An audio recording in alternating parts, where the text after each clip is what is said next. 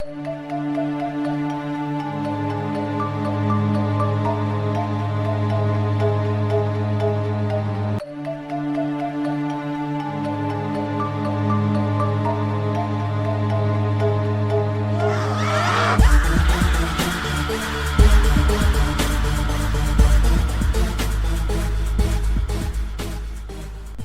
up, everybody? Thank you for listening to the Whatcast. We hope you are well. Mike, I think I have an interesting one for us tonight. Prove it. All right. There are a lot of cryptids, as we recently mentioned this, but there's a lot of cryptids that are common animals that we are well aware of, be it from the past or modern times, like the Congo snake and BBC, relax, that's big black cats from English cryptozoology. I don't think that's what BBC stands for, Mateo. I think that's something else entirely. I wouldn't have any idea. But all these quote animals that are cryptids are considered cryptids due to one trait. Can you tell me what that most common trait is that makes them cryptids? The most common trait of cryptids is that they're barn owls. No, the most common trait of these these cryptids that are just animals, but they're considered cryptids. Why are they cryptids? Because they're barn owls. They have laser eyes and razor wings that shoot out.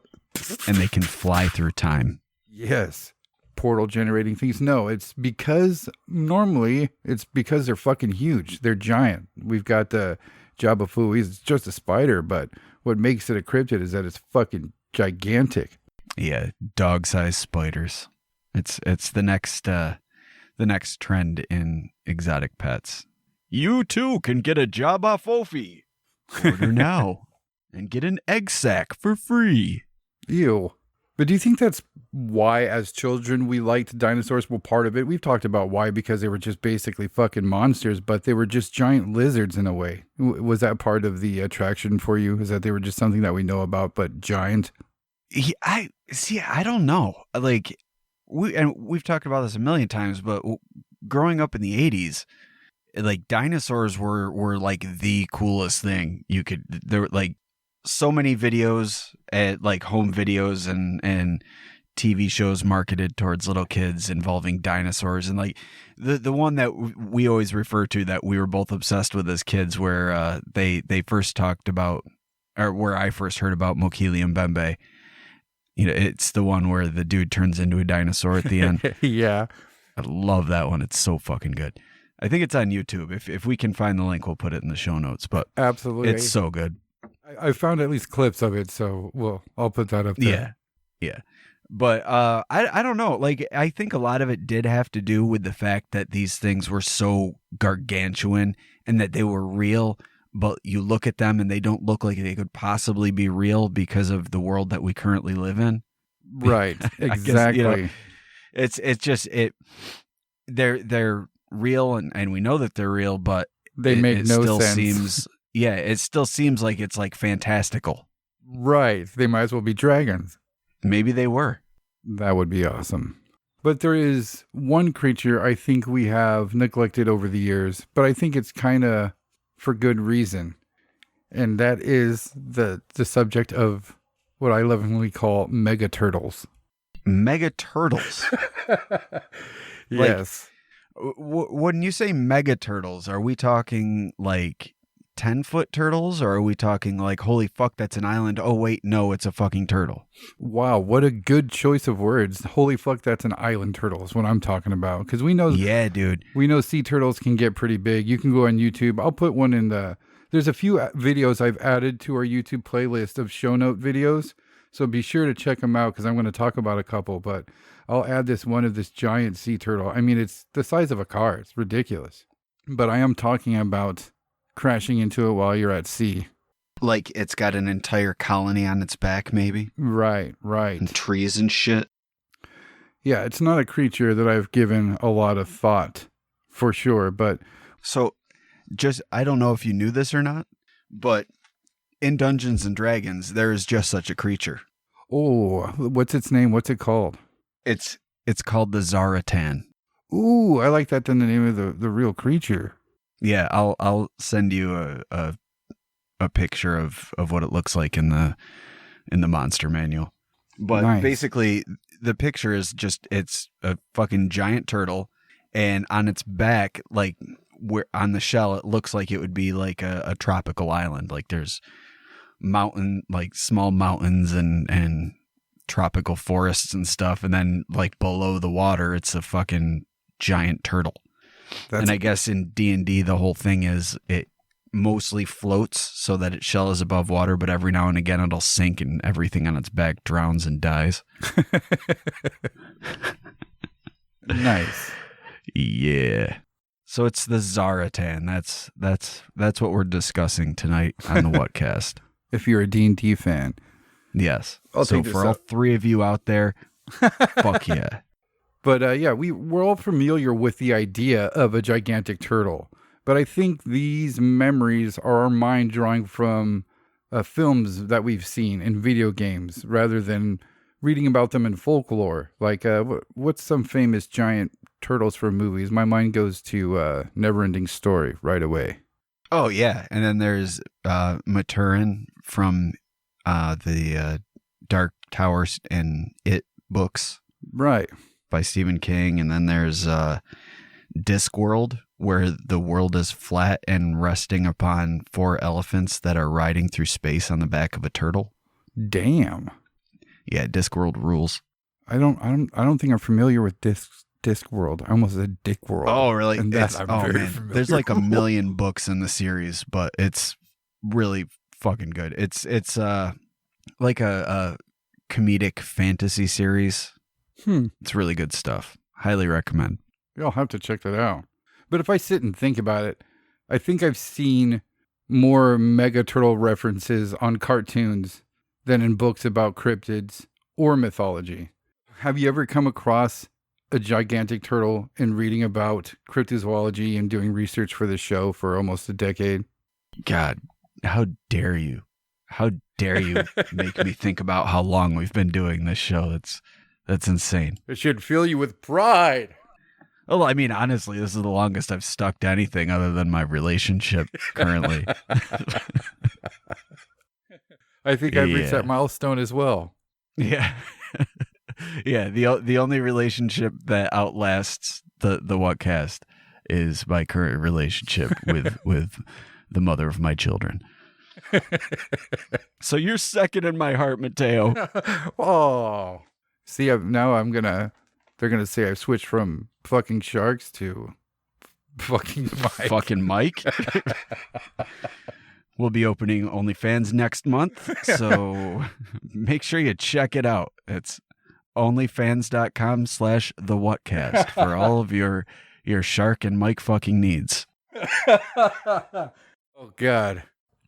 Oh, so have you ever come across a story about a giant turtle ever? I think I remember reading some there that I never really gave too much thought about, like when I was doing, when I've done research in the past on like sea monsters or whatever. I've seen like sailors' stories of like giant turtles that look like small islands, but a lot of those ancient, or I shouldn't say ancient, but a lot of those like old-timey sailor stories I never really give much credit to.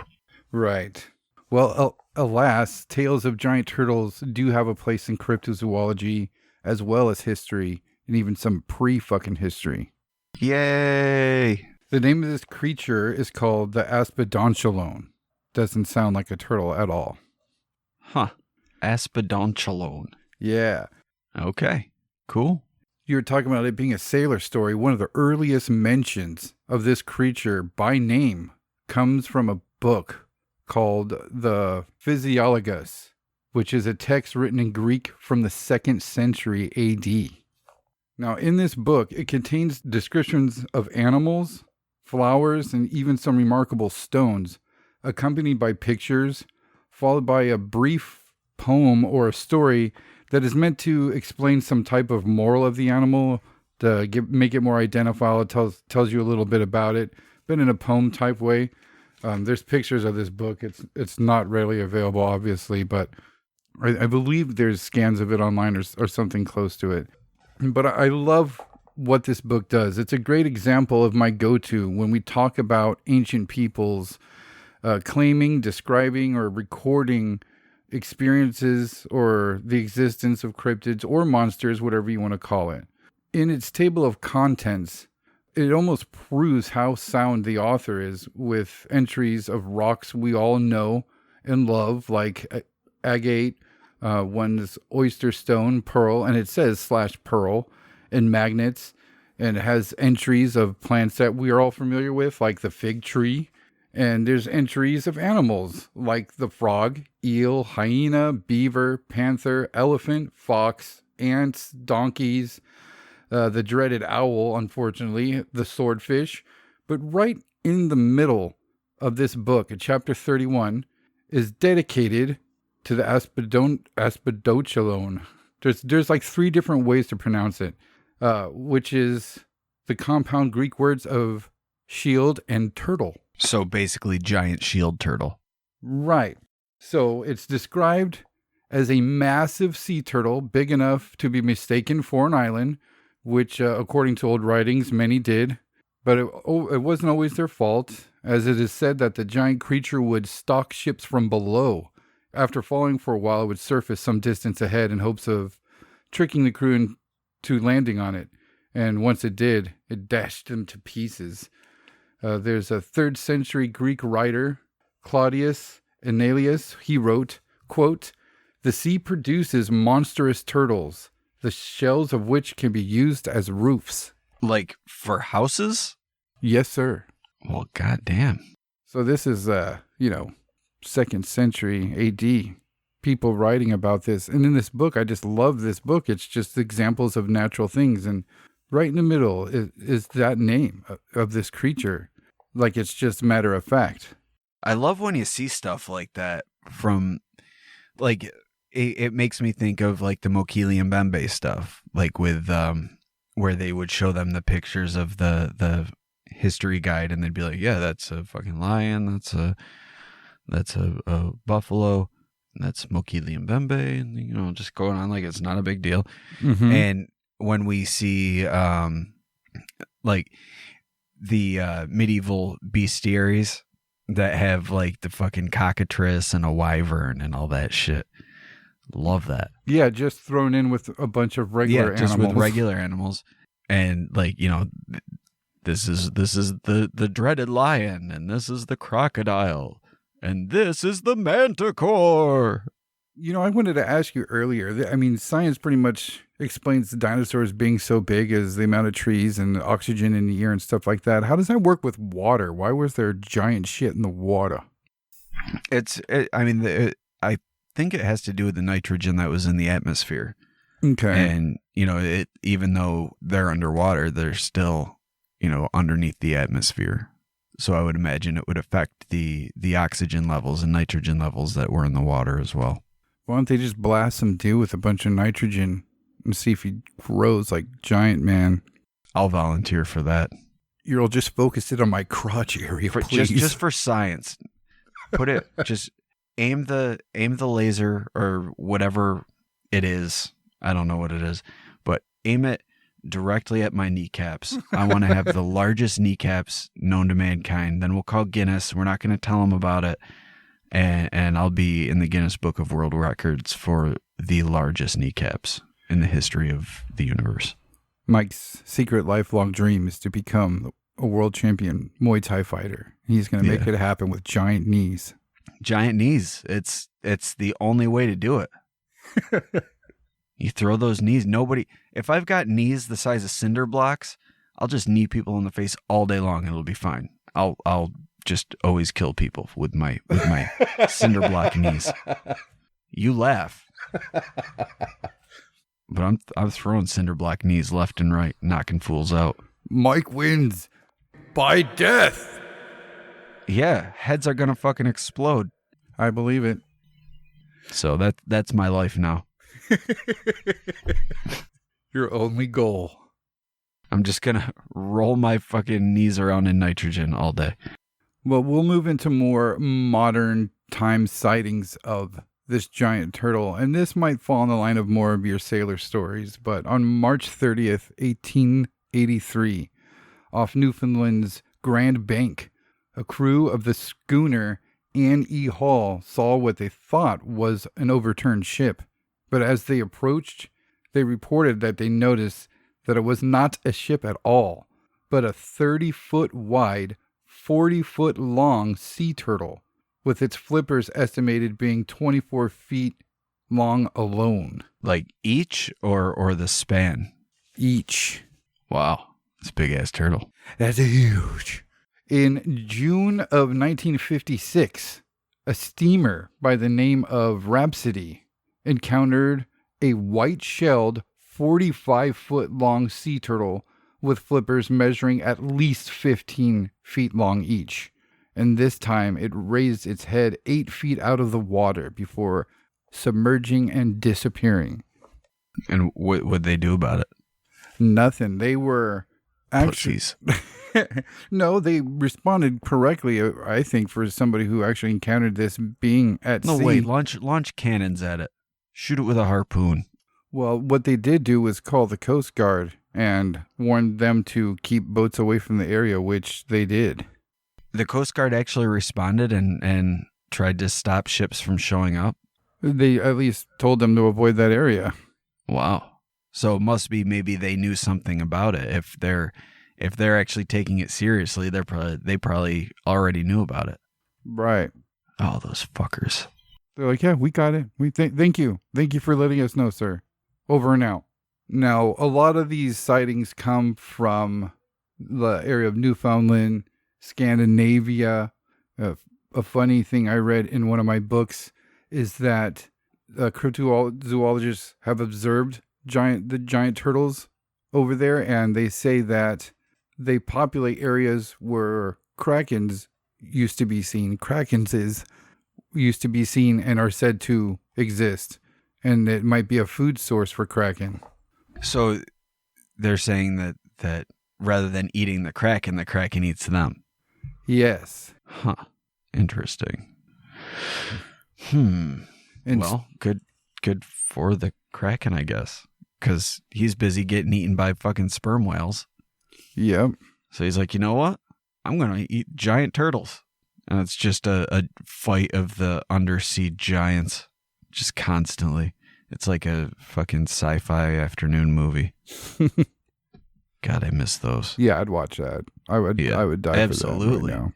Zaratan versus Kraken versus Mega Shark. That's what I want to see. Yeah, you ran out of shit to watch when you're watching Mystery Science Theater and you actually pay attention to the movie. Yeah, you're like, could I mute the jokes? I just want to watch the movie. Yeah, you silently go shh, shh, shh, shh a couple of times while you watch it. Guys, I'm trying to pay attention here. You're making me laugh. Knock it off. Now, at the beginning of the episode, I said it was hard to find plentiful examples of mega turtles in both cryptozoology and mythology other than what I talked about. I'm not saying that there aren't any. I'm just saying in the areas that we study and what we normally look into, mega turtles are far and few between. But I've got a very interesting example of how myth of a mega turtle slams right into reality. And that is I hate that I suck at this. The Hoa Kim Lake. In a place in Hanoi in Vietnam, there is a legend of a mega turtle. In a lake. Not in the ocean, but in the lake, there's a giant turtle. Right. Maybe we're not talking about the island size mega turtles. Yeah. Okay. But a big turtle nonetheless. There has always been tales of giant turtles in this place called Hoa Kim Lake. Those tales became reality in 1996 when there was a mass sighting of a giant turtle. And we'll get into the size of this turtle because I want to say right off the bat, it ends up being a type of turtle that was thought to be extinct, believe it or not. So it is a bigger turtle. So this is one of those cryptids where it's like where it's a living fossil rather than a mystical beast. Right. But in 1996, and this thing had been seen throughout time immemorial there. But in modern times, in 1996, there was a mass sighting where this turtle was seen just 6.5 feet offshore of this lake. Again, in 1998, numerous pedestrians noticed what they called, quote, unusual activity in the lake. They shortly saw 3 giant turtles. In March of the same year, again spotted by pedestrians, 2 to 3 giant turtles were observed in this lake. Together at the same time? Yes, which I find interesting because this thing ended up being something that was thought to be extinct, but obviously it was found alive and breeding. There's a little population there. They're humping and making baby dino turtles. I mean, that's what you want out of a giant turtle. You want them to repopulate and, bang away in the lake. Right. That's the way to do it. Mm-hmm. But the giant turtles started to show themselves so much, in fact, that they were even captured on film. So I'm going to send you a video right now, Mike, and we'll take Mike watching it out, but we'll get what he has to say about it right after. Because I didn't know what to expect when I looked this up. And when I saw this, I was like, oh, that's kind of a sea monster. It looks pretty gnarly. Now, I want you to pay attention to how many people are there to see this turtle because it's been spotted, how many people have showed up, and their reaction to seeing this turtle. It clearly is exciting and doesn't belong there. All right, so Mike, you just watched that. I got to tell you guys, it says this turtle's going to eat a cat. At no point does it eat a cat, so don't be shy on clicking the video. Yeah, you're not going to see cat death. No, we wouldn't do that to you. We're not interested in cat death or any death of any kind in that matter. But Mike, what's your initial impression on this turtle? Well, for one, it appears to be a man-made lake, so it's not like some natural creature in there. Maybe I'm wrong. Maybe just the area where everyone was hanging out was like a man-made thing. Yeah. I don't know. I don't know about the lake itself. So, but for 2, this turtle is fucking huge. That being said, it really doesn't look much bigger than like a alligator snapping turtle. Right. Like I would, it looks smaller than an alligator snapping turtle, maybe even. It's big though. Definitely big. Right. And I don't know the size of the natural turtle wildlife there. I was a little pressed for time in gathering notes for this one. I wanted to actually look into record size alligator snapping turtles. And like we talked about the sea turtle that's the size of a goddamn car when we started. But it seemed pretty big to me. I don't know shit about turtles. I've never had a turtle. I've seen turtles at fucking zoos and pet stores. That's about it. But there is another piece of footage I'll show you. In the footage, what I found shocking is that there's got to be 200 people that have gathered to see this thing that has showed up.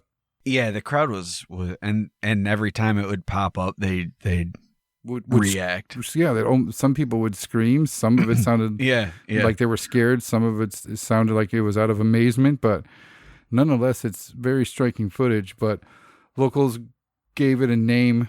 They called it Chirua, although it's unclear when they gave this name, as some of the locals said that it's been in that lake for hundreds of years. Now I'm going to show you a second piece of footage. In 2015, a drone filming, I don't know if it was a movie or a documentary or whatever, but they were filming over the lake, and they captured Chirua laid out on a beach, and you'll get to see how big this fella is. Yeah, seeing it, being able to see the entire thing like that, especially, given the context of the building to kind of compare them, it's a mighty big turtle. It is. If you've played them in the archways that are in that beautiful fucking building that they show. I mean, it maybe wouldn't have fit in there. So that is a giant turtle, but sadly, in 2016, Chirua's life came to an end as his carcass was found on one of the shores of the lake. He was found to be a giant soft-shell turtle, which was thought to be extinct, making him, even to the locals used to that type of wildlife in that area, think him some type of legend indeed if he's some type of prehistoric fucking beast. I hope that for all its size, that at some point it ate some children. Oh, I don't. Come on, you can't have a monster unless you're eating kids. Well, I mean, obviously he was peaceful. There's all those people. Well, we don't know. Maybe like 4 more seconds after the video ended, it just sprang from the water. Yeah, it jumped out. You ever see the Korean movie The Host? Yes, sir. Yeah, dude. It'll be like that. Just come out and all of a sudden just go rampaging through town, eating people left and right. It'll be fantastic. See, I picture more of original Power, like Japanese Power Rangers quality show, to where it flies out of the water spinning like a frisbee and just chops the heads off of everybody as it goes. Yes. Just comes flying out spinning and just butchers everybody. Dips right back into the lake in complete silence. No, because after if we're going 90s Power Rangers, after everyone's dead and on the ground, he lands on his hind legs, does some power pose, and then flips back into the lake. Yeah, let's have a and fucking we can add a little spawn to it, and it just takes all the bodies to build a nest underneath the lake. Yeah, he's got a parasite that lives under his shell that crawls out and eats the dead bodies that he leaves behind. Shit. Yeah, yikes. I've got so many ways to draw this now. Holy crap. Make sure he's doing a really awesome pose. That's going to be important. Yeah, I got Power Ranger turtle to draw. I've got spinning death disc turtle to draw. I've got parasite turtle to draw. Or so regular listeners, become patrons so that you can get in on all the arts that will be drawn as a result, because there will be arts and they will be stickers and prints and things of that nature. So go donate them ducats. Thank you. Yeah, I'm sorry. Shameless plug over. Continue. Okay, so if these weren't the mega turtles of old, why are the people of Vietnam so enamored with them? Why do we see the reaction that we see in that video? That's because this isn't just any lake. What if I told you that legend states these giant turtles or turtle is supposed to be there? What do you mean by supposed to? That's where the legend of the Hoan Kim Lake begins. In 1428, Emperor Li Liu obtained a magical sword from the Dragon King to fight off oppressors from China.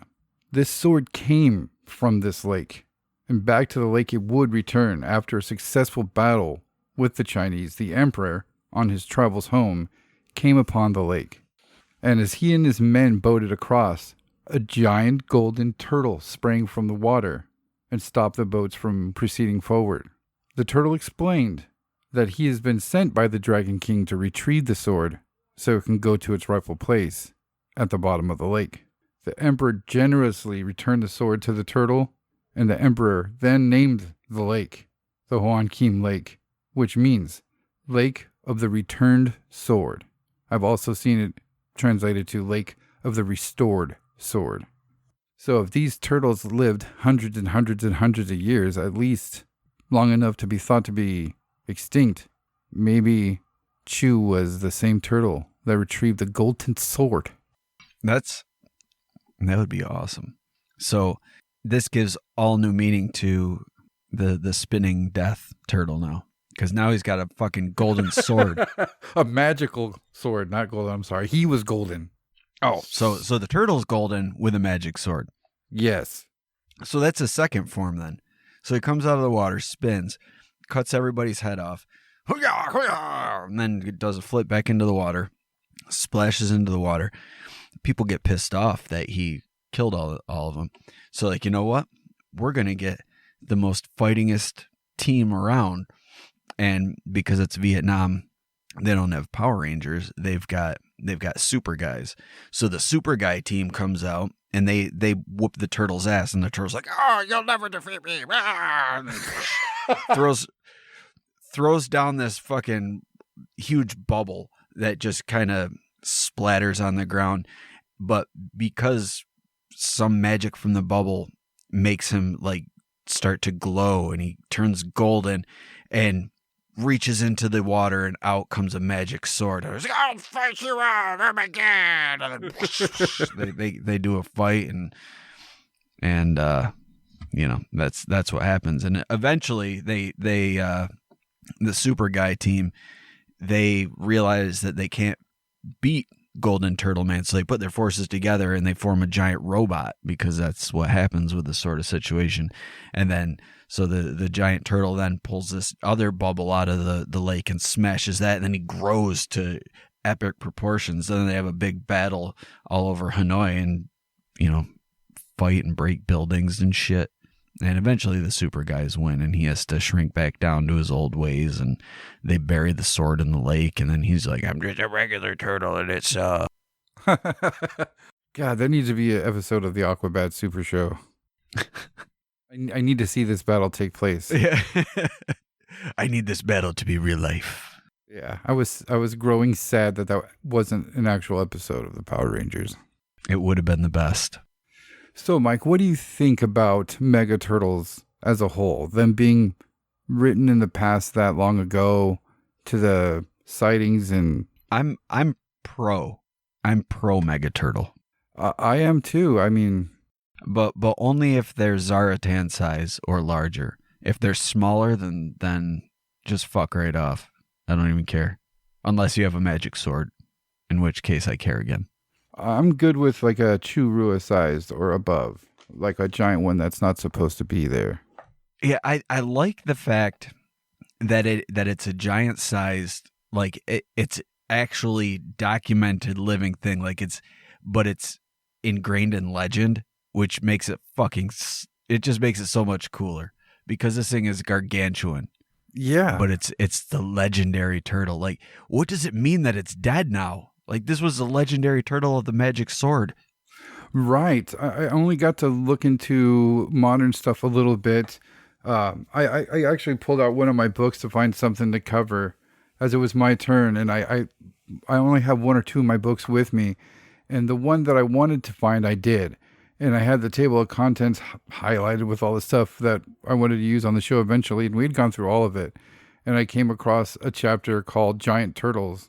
It struck me as odd, but an entire chapter devoted to giant turtles, you say? Yeah, and it was fast. They included the history. I did a lot of research outside of that about the Dragon King and the legend of the lake, but it was just fascinated to go through this and like basically discover about these sightings. There are actual sightings of giant turtles, and then this legend of this lake, this beautiful area of the world, and then to go to YouTube to look up what I can further. Maybe I'll catch something I didn't read. And then there's just videos of this giant turtle that's from legend. I thought it was such a fun thing to stumble on. Yeah, I always love when something that's actually real is part of legend. It makes it so fun.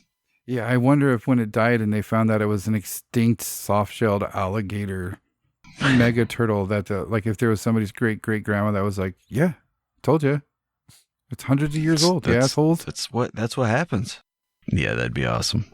Yeah, it's you see giant turtles in video games and cartoons, but there's reports of a huge island-sized turtle from Chile, and they say that one's fucking pissed. It's fucking gonna, if you see it, you're fucked. Your boat's gone. Yes, that's the kind of giant turtle I want. Pissed I knew off, it. Angry, I'm gonna fuck your ship up.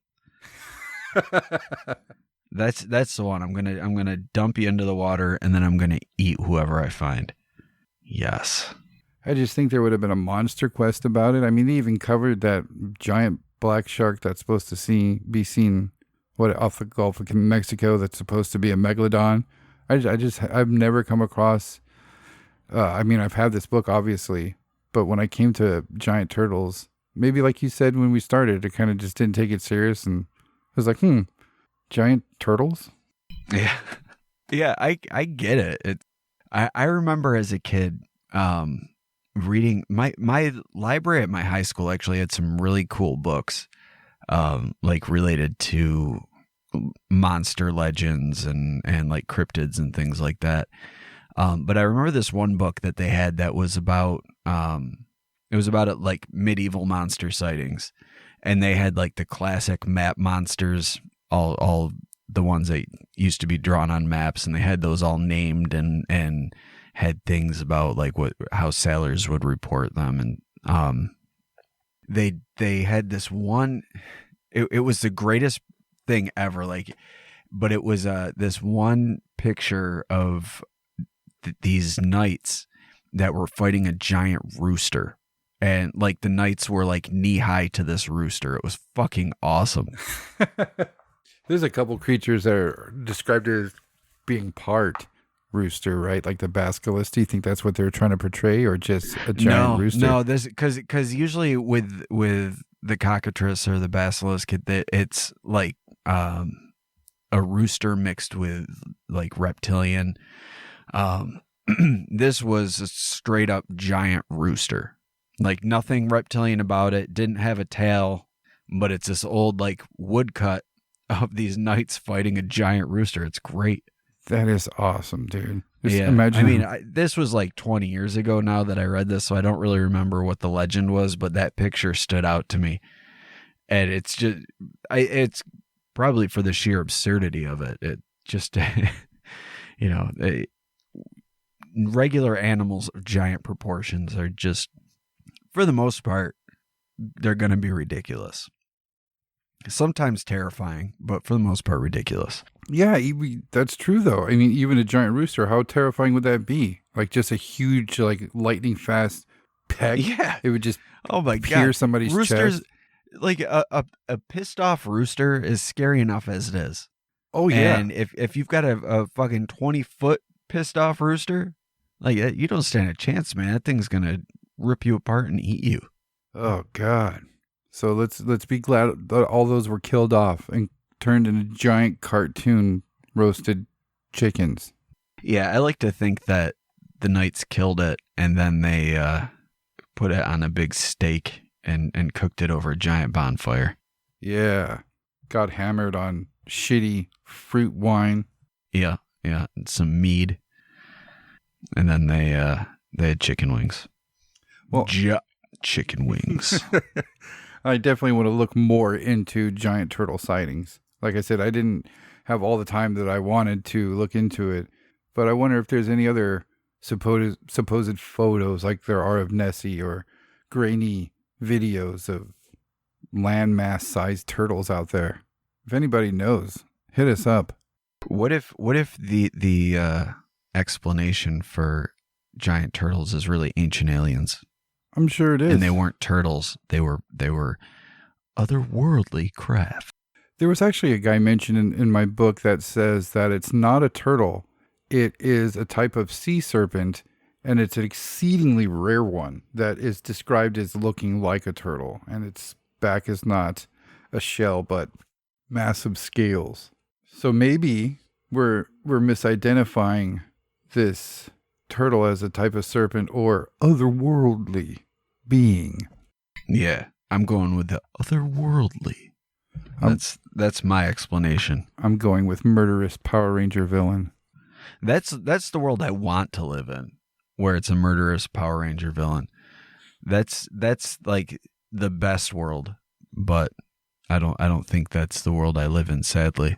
Can you imagine that? Just like turning on the news and then them reporting like another fucking golden turtle has jumped out of the lake again. Yeah, and like, oh, again.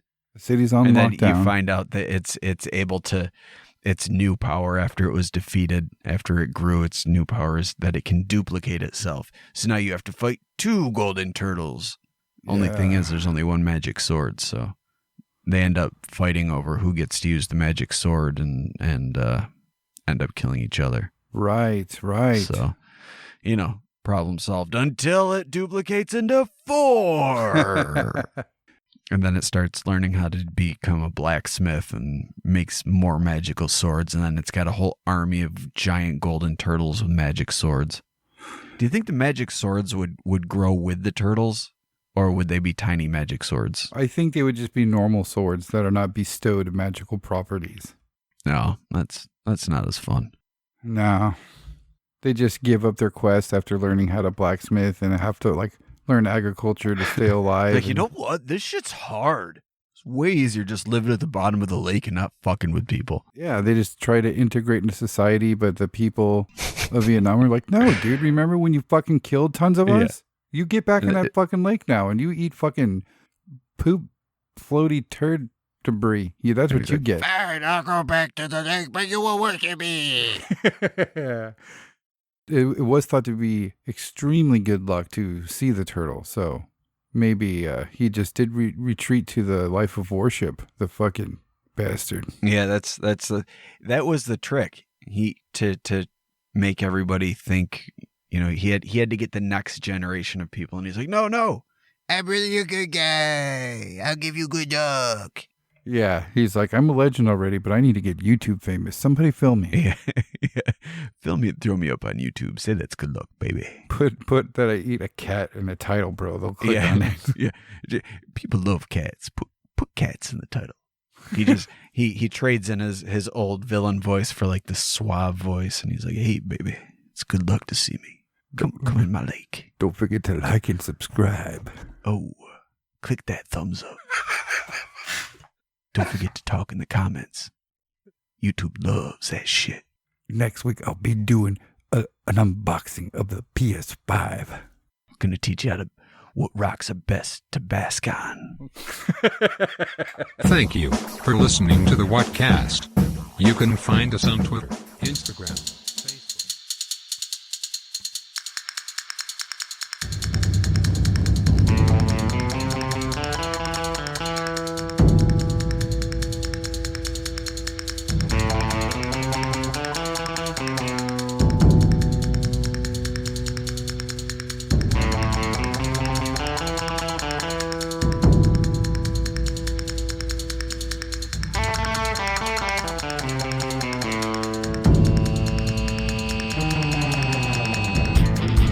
What's up, everybody, and welcome to the second episode of The Quick and the Weird.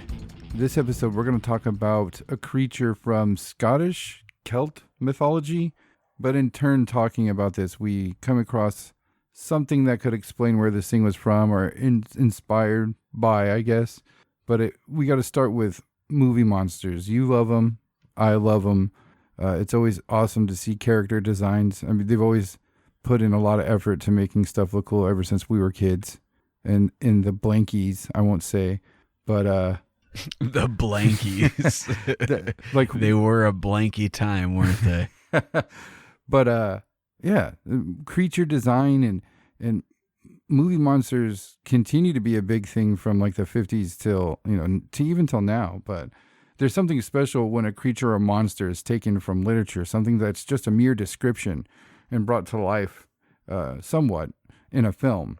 And I'm still waiting for a fucking good Lovecraft movie. I know that Guillermo del Toro was slated to do At the Mountains of Madness and backed out.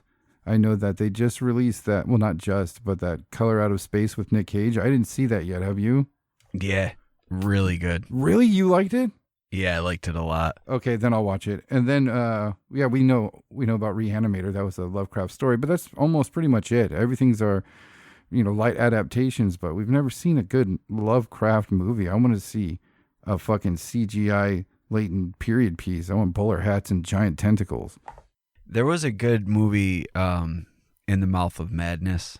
It wasn't based on any Lovecraft story in particular, but it's a very Lovecraftian movie. Have you ever seen that one? Is that the silent one? No, it's from it was either the late 80s or early 90s, and it's got Sam Neill. Yeah, Sam Neill in it. Yeah, I think I tried to watch it when it came out, but it was like too bizarre for my dumb little brain. I was like, what the fuck? It's so fucking good, man. It is so fucking good. What is it about? Pardon us, guys. Go on, Mike. Yeah, all right. It's about this author who he's like a author of weird fiction, and he writes this book that basically makes everybody go mad. And Sam Neill's character goes to this town. I'm like I don't want to give too much away because there's so much weirdness, but he gets into the town looking for this guy who is the author of this book, and all manner of weirdness starts happening. And if you know anything about Lovecraft stories, the main character always ends up either a gibbering mass of insanity or dead. So this is no different. Oh wow, okay. I'll check it out then.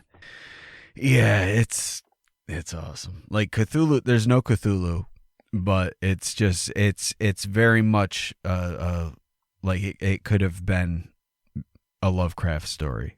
It's an original story though, but just like the way that it is, it's a Lovecraft story.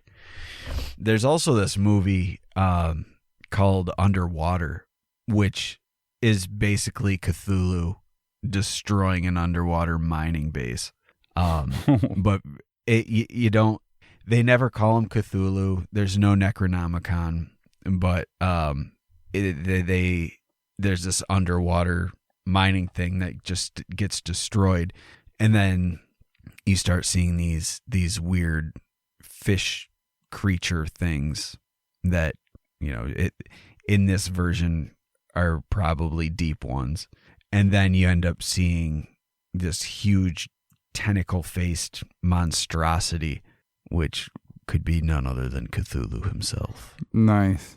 But again, they never call him Cthulhu or anything, but just look at it. It's fucking Cthulhu in the deep ones. Well, one such monster that impressed both of us, that's kind of Lovecraftian, and as you mention it, was a creature from the 2011 book and 2017 film, The Ritual. In the movie, it remains nameless, but in the book, it's called Motor. Now, Mike, you're super familiar with this film, so give me a rundown of the story. All right. Well, it's these guys go on a hiking trip in the remote wilderness, and one of them gets injured. They have to try to get him across this inhospitable terrain. They find a village and try to seek refuge in the village and become captive and maybe sacrifices? ? Upward inflection. Okay, so in this book, or in this movie, of course, it gets an idea of what this creature is going to look like as it's described in the book. But boy, the representation of this thing is beautifully horrific. Mike, can you Oh my God. It's amazing. I love it so much. Can you describe this creature to us? All right. So it's got what appears to be antlers, but they're also maybe made of arms. And then it's got like, it looks like a giant deer from a distance, but then it also has a set of arms that extend from it in addition to the four legs. And then it's got these, like, it doesn't have a face, but it's got like this hollow cavity with these glowing lights that look like eyes. And I think there's a set of arms that dangle down from its face too, if I remember. Right. Yeah. It has a set of arms that come out from like its cheeks, and it grabs these people and holds them up to look into these creepy eyes. The horn part is what I like the best. As the forehead goes up into where its antlers would be, it turns into a headless human torso, and its arms are held up, and at the farm it just branches out into like branches. So it's it's so weird. Yeah, it's super creepy. But the film and the book makes it clear that Modar is a creature or god or a deity from Norse or Celtic mythology. So when I saw it, I said, hey, I got a bunch of books on that shit. I love that stuff. So I want to look into this thing. Only to find that Modar is not a Norse or Celtic mythology creature at all, which made me kind of bummed out. Maybe because I'm used to movies trying to be so factual as possible nowadays. It seemed legit. It looked great. It sounded like something that was real. So I decided to do some reading based upon the creature that you wanted to talk about. The movie did mention that this Modar is an offspring of Loki himself. But again, Loki did not have a child named Modar. But he does have a child very similar in appearance that may have served as inspiration for the filmmakers of the ritual. Some of you may know that Loki had, I believe, 5 children, and all of them were monsters. One being Hel, the goddess of death, Jormungand, which is the giant serpent that surrounds the globe, the one that Thor is supposed to fight, and then another child, Fenrir, and you're probably familiar with that. That creature is seen in tons of other myths and even games and shit, but it's a giant monstrous wolf. He had another child named Sleipnir, and that animal was a horse. Not just any horse, it was Odin's magical 8-legged horse. So you know that guy was fast as fuck. And the story of his conception may be the one time where the god of mischief got his due deserts there. And the myth goes that as the gods settled and established Midgard and built Valhalla, an unnamed builder approached them and offered to build fortifications for them, but in exchange for the sun, the moon, and the goddess Freya. Now this made the gods hesitate, but they did discuss it amongst themselves. But Loki, seeing the disruption the proposition could cause, convinced the gods to agree to the builder's terms. But as gods do, especially in mythology, as soon as they agreed to the conditions, they added, "You will only receive the shit you want if you finish this in 1 season, and you have to do it alone." The builder agreed, but he added his own stipulations, saying that it could be done, but I'll need my horse to do it with me. And the gods tried to kind of back out, but there was Loki again assuring them that that dude can have 10 horses and it wouldn't help him. He's not going to get it done in time. So they agreed, and the deal was set in stone. And shortly after the builder got to work, they were amazed to see that his horse was able to move boulders with no effort at all. So the gods sat and watched the man and his horse build and build and build at lightning speed without breaking a sweat. Story goes that one of the gods took a closer look at this unnamed builder and his horse and received another shock. This dude was a troll. So the gods summoned Loki and said, "Look, you made us agree to this fucking deal. This dude's a fucking super strong troll with a super horse, and he's gonna finish the wall. He's gonna win the sun, he's going to win the moon and Freya. You need to fix this or you're fucked." And Loki protested and reminded them that they made their own minds. He just offered his opinion. But in this, the gods stood firm. They told him, "Fix this or you're fucking dead." So he relented and agreed to do whatever he could to fix the situation. But their warning was so fierce that he finally said something to the effects of that he'll fix the situation no matter the cost to himself personally. So Loki goes down to check it out, and this dude and his horse are hauling ass. He quickly realizes that he's going to die if he doesn't think of something quick. So Loki sat trying to come up with something that could spoil this deal that they made. And Loki sees that the horse is the one doing most of the work and decides that the horse must be stalled at least long enough for the builder to miss his deadline. As it looked like the builder would have been finished in what's written as about 3 days' time, Loki kind of remembered that statement he made about fixing this at any cost, no matter what personal cost came with it. So what do you think Loki did? Probably some fuckery. That would be my guess. It's an interesting choice of words, Mike. Uh-oh, here we go. I know that Loki is notorious for taking on all sorts of lovers, whether they be man, woman, or animals. So I can only imagine where this is going. You nailed it. Loki put on his finest horse costume, wandered over to this workhorse and was like, "Hey, baby, you want to get out of here?" And the horse freaked out because I guess the horse was in season, and they started what they say is running around, but we know is humping for hours and hours and hours, and some writings even say days on end. And it got to the point to where the builder wasn't going to finish the job because he didn't have the aid of his horse. So once that was settled, 9 months later, Loki approached the gods and said, "I'm going to be a mommy." And can you imagine, like, what do I do? Well, apparently you got to turn back into a fucking horse and give birth to it, asshole. Who would have thought that children born of the gods also have to go through a 9-month waiting period? Right? It's half regular animal. So that's what he did. He didn't father it. He birthed it. while he was pretending to be a chick horse, and he gave birth to Odin's magnificent eight-legged horse. Now, that was the closest thing that I can find in actual mythology that could describe the creature motor from the ritual. But the creature that you're going to talk about is actually based in mythology, not from a movie, and is very similar. What's your creature called? What is this thing called? I get this one. It's very similar. Like when I first saw the picture of this creature, it instantly reminded me of the ritual.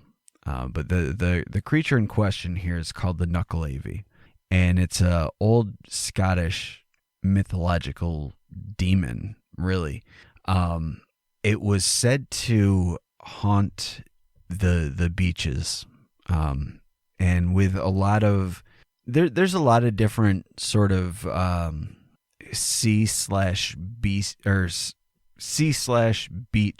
related monsters, and one thing that they all seem to have in common is that they can't cross fresh water, and the Knuckleavy is no exception to that, and I'll provide an example of a story regarding that in a bit. But the Knuckleavy itself, it varies a bit based on which story and or which sighting is being discussed. The primary description of it is that it looks vaguely like a rider on a horse. Like if you were to see it from a distance, it would look like a man riding a horse. But as you get closer to it, you realize that, for one, neither the rider nor the horse has any skin. It's just exposed muscle. Two, the rider and the horse are the same thing. It's got a horse body with a horse head in most cases, and then a human torso is growing out of the back of the creature, and the torso has a head and these long arms that almost touch the ground from its position on the horse's back. Oh. So these long clawed hands, and then the horse's mouth is wider than a regular horse, and it hangs open, and it has a single red eye that glows like burning fire. A Cyclops horse? Yeah. Oh, God. And it was said that if, like with a lot of these old sea monster stories, if you were able to cross fresh water, you'd be safe from it. And there was a story of a guy, his name was Tamis, and this is one of the most famous stories. Is this guy named Tamis claimed to have survived an encounter with the Knuckleavy, and he first saw it, and I guess apparently locked its eye on him and started charging him down.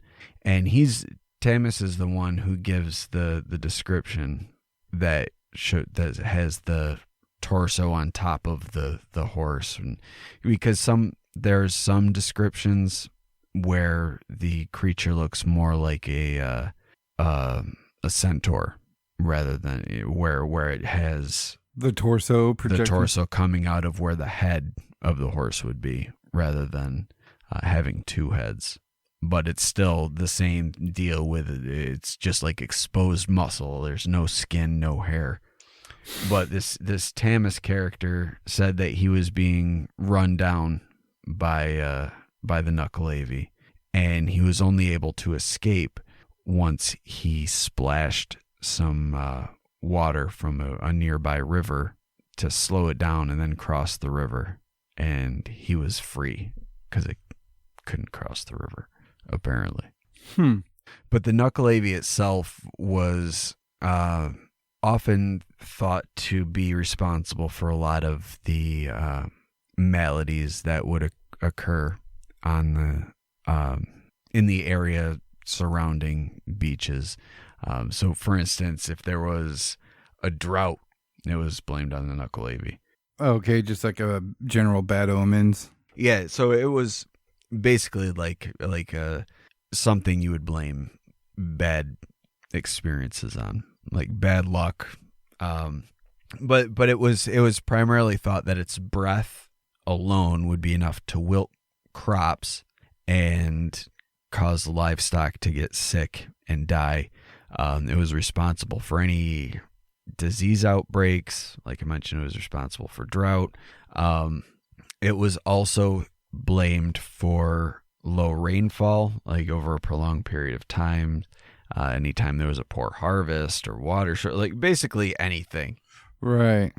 But one thing that they thought was a contributing factor to its rage was drying out seaweed and burning it to create soda ash. It's for anyone who doesn't know what soda ash is. It's used to treat soil. If you've got soil that's highly acidic, it'll bring it more to a neutral pH. It also helps if you soak your shirts in it before tie dyeing. Helps hold the color. But it was used previously. They would burn the seaweed to treat the soil, but over the years there was also commercial use for it, and it could be used to make soap. But they thought that the smell of the burning seaweed is what caused the Nuckelavee to come out and enact vengeance upon the land for creating this terrible smell. And it would go ravage the countryside and spread disease and kill cows.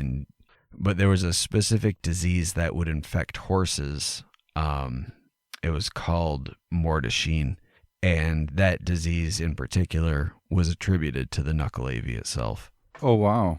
But it was, even though it was considered a powerful demon and no one knew how to contain it, there is one being in Scottish mythology that was able to control it. And that's the being called the Sea Mither, also known as Mither of the Sea. But she was able to confine the Nuckelavee to the depths of the ocean in the summer. But then in the spring, she has to battle with a spirit or a storm god named Terran. And Terran basically was the one who would bring in the winter. So in the spring, she would have to fight Terran so that things could warm up and winter would go away. And then after she beats him and spring starts coming up, then she has to go and confine the Nuckelavee to the ocean so that he doesn't come and fuck shit up on land. So Mither of the Sea is a very busy spirit / deity. Yeah, she's on monster battling duty. Yeah. Yeah, but the Shetland fishermen traditionally will pray. I guess pray would be the word, but they will pray to the Sea Mither for protection from the devil. So it's it's like one of those sea traditions or sailor traditions. In the same way that blacksmiths will appeal to Thor. Not the Marvel character Thor, but the actual Norse god Thor. Yeah, because of his mighty cool hammer. Yeah, he likes to bang on stuff with that hammer. So the blacksmiths. Bang on it. So the blacksmiths. Yeah. So they've got that in common. But the Nuckelavee itself seems to be an amalgamation of a few different things that maybe came before it, such as the ancient Celtic creature from mythology called the water horse, which you may have also heard it referred to as a kelpie. Right. But basically, what a water horse is, picture the front of a creature looking like a horse, with a horse's head, horse's mane, front legs, but instead of instead of hooves, it's got like webbed feet. And then in the back, it's got a tail like a mermaid or like a whale. Right. And that's a water horse, basically. Right. The creature commonly seen on merry-go-rounds. I've never seen one on a merry-go-round. Really? Yeah. I would like to now. Yeah, I'll have to send you a picture. Nice. I don't know if you know this or not, but it's thought that a lot of the modern day lake monsters and especially the earlier descriptions of the Lake Champlain monster and Loch Ness, how they always talk about it having like a horse head. That's often attributed to the water horse, or the they make the comparison that the water horse of myth is actually the creature that is what's in the loch, and that's where the myths came from, were these creatures, whatever you want to call them. But it seems to be that it was a combination of the water horse and the Norse German thing known as a nixie or a nakin. There's a few different names for it, but it's typically a type of water dragon, also known as a water spirit. But it's a sort of thing, like a predatory thing that'll pull people in and kill them. And then it's also there's a version of them that isn't a water serpent or a dragon. Like Jenny Greenteeth is included in that, or any of those type of characters, said to be something that could lure you to the water and pull you in and drown you. There's also an English version of the Nixie as the water dragon called a Knucker, like Knuckles with a K, which sounds kind of similar to the Knuckleavy, except the Knuckleavy is not spelled with a K, it's spelled with just a straight up N. But the term Knucker is from, it's called a Knucker because it's a water dragon that lives in Knucker holes in Sussex, England, which comes from the word Niker, which means water monster. So we could follow the entomology, but I'm sure that's not interesting to most people. I think you just found my new porn star name. Nixie Knacker. Nixie Knacker. Perfect. So it is kind of cool to see where, like, when you trace it all the way back to the ritual, and you've got that weird deer horse man thing, and then you've got the Knuckleavy, which is a weird horse man sea creature, and then from there you got the water horse and the Nixies, and it goes back and it kind of all just mixes together. Yeah, this seems to be a little crossbreeding of myths going on there. Yeah, and there's other. That's the cool thing that I think is that it follows the same rules as other as other water creatures, where it can't cross fresh water. That's the same thing as the Kelpie and the Nixie. They can't cross fresh water. But then again, when you look at places like Lake Champlain and Loch Ness, these things are living in fresh water, if in fact they are real. Right. So it kind of throws that whole thing into, but maybe it's like the same thing like with fairies are allergic to iron. Just one of those weird folk beliefs that just kind of takes hold.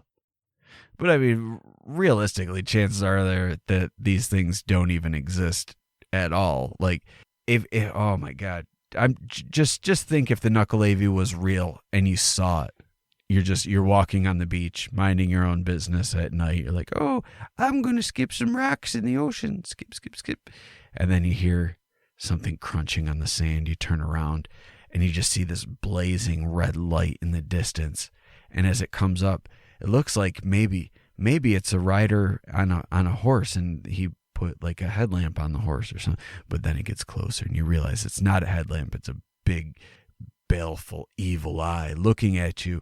And you look upon this hideous beast, and it's just a flayed man somehow growing out of the back of a flayed horse with unnaturally long clawed arms.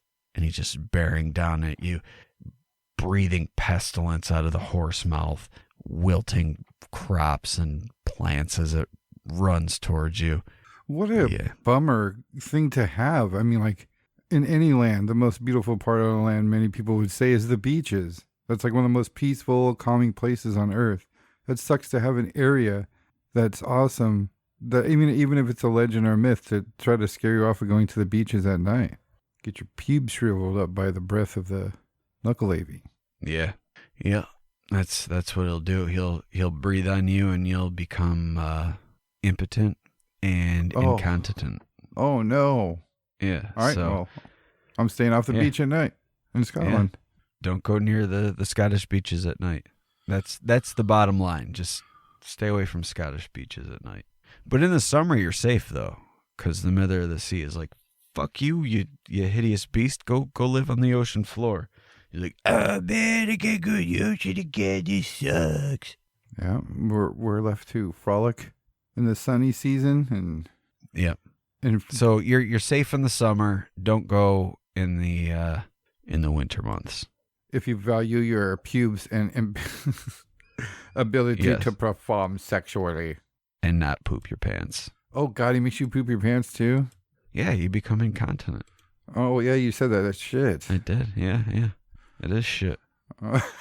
Literally, it is shit. So, you will wet yourself. You'll defecate your britches. Maybe you'll puke.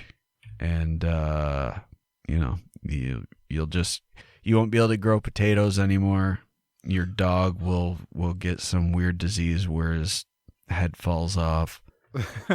You come home, your kids are old men. Even your daughter, she's an old man now. That's the power of the knuckleavy. Jeez. Beware!